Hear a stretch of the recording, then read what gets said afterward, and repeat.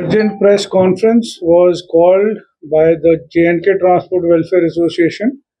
The need that arose was for a reason that there has been untoward incidents that are taking place in Jammu's transport system.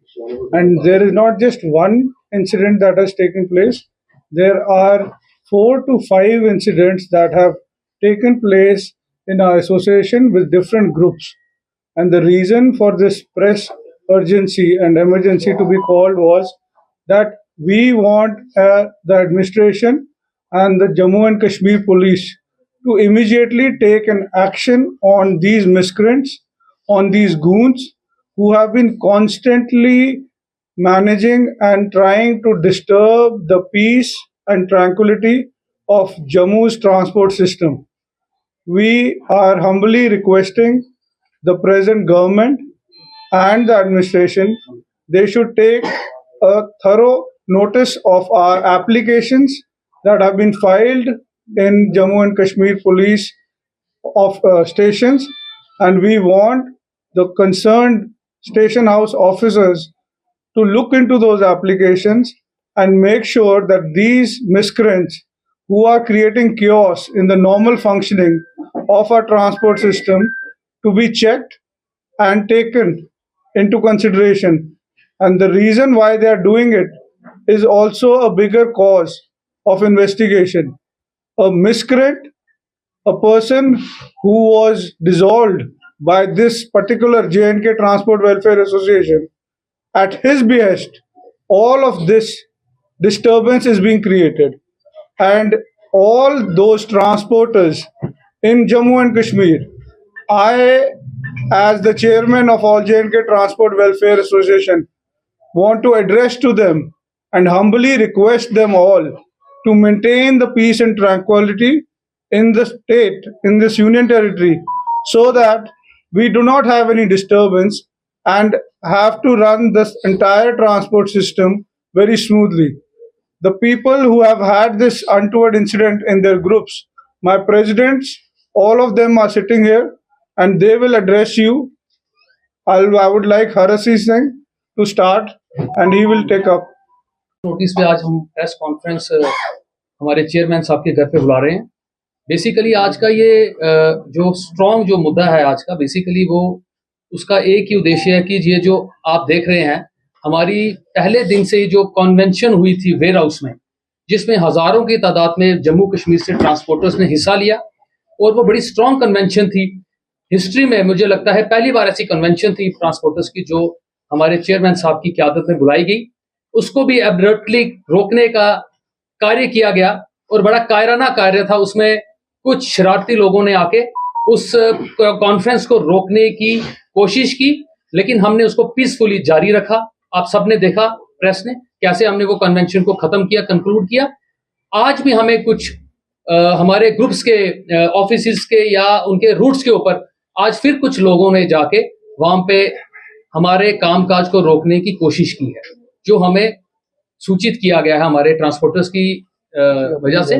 तो हमारा ये कहना कि आज हम इसीलिए कॉन्फ्रेंस बुला रहे हैं कि आप सबको पता होना चाहिए कि जम्मू में क्या हो रहा है। आपके माध्यम से हम अपील करते हैं एडमिनिस्ट्रेशन को कि इस जो इंडस्ट्री को पीसफुली ढंग से चलाया जाए।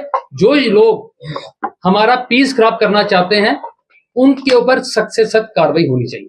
Thank you. लोग आप सब जानते हैं, पिछले दिनों जैसे ही पूरे हाउस ने जिनको यहाँ पे उतारा और उसके ऊपर नए चेयरमैन साहब की नियुक्ति की, उन्हीं के साथी हैं कुछ 2, 4, 5 लोग। वही लोग ये मिलके पूरा जो पीस है उसको खराब करना चाहते हैं। इशू क्या है जो आज भी एपिसोड हुआ? ग्रुप्स के प्रधान साहब हैं, वो आपको बताएंगे। प्रेसिडेंट जनाब चीफ साहब। धन्यवाद मीडिया का, क्योंकि ये जो आज शॉर्ट नोटिस पे, क्योंकि ये टाइम आपने देखा 5:30, जब भी हम प्रेस वार्ता करते हैं अपने टाइमली करते हैं, मगर आज मैं कुछ चीज़ें सामने लाऊंगा क्योंकि मुझे लगता है कि जो हमारा सब्र है, कहीं कोई इम्तिहान हमारा ले रहा है कि वो सब्र कब इनका टूटेगा, कब जन सैलाब रोड पे आएगा। और सरकार को भी फिर हम बताएंगे, और खासकर क्योंकि इस आज तक आपने देखा ये जो आज मैं आपको, क्योंकि मीडिया को अभी पता नहीं है, वो चीजें सामने लाऊंगा, क्योंकि आज कुछ शरारती तत्व मैं बोलूंगा उनको कि उन्होंने आके कोई कुछ हमारी गाड़ियों को रोका।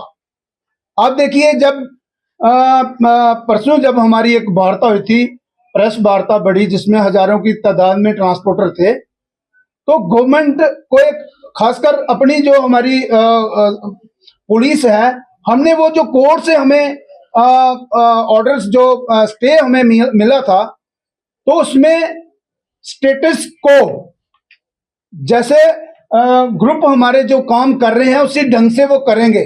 मगर आज उन्होंने वही 4 लोग आपने देखा, क्योंकि आज की आप कहीं देखिए जो वीडियोस में कुछ मीडिया ने कवर किया है, मीडिया ने, वही 4 लोग वहां हल्ला मचा रहे थे जब हमारी प्रेस वार्ता थी। वही 4 लोग आज गाड़ियों के आगे उन्होंने आके गाड़ियां खड़ी की। आप देखिए उनके पीछे कौन है और क्या एलजी साहब क्या चीज देखना चाहते हैं कि वो एलजी साहब का वो रौब जमा के पुलिस पे भी और सरकार पे भी कब तक बर्दाश्त करेगा ट्रांसपोर्टर? क्या ये चाहते हैं कि हम कल से कोई ऐसा कदम उठाएं कि लोगों को भी उस चीज का परेशानी का सामना करना पड़े? आज इसी माहौल में हमारी एक वार्ता जो, क्योंकि एसडीपीओ गांधीनगर ने हमें बुलाया गया, क्योंकि हम वो लोग हैं, हम ट्रांसपोर्टर हैं, ना कि कोई गुंडा तत्व लोग हैं।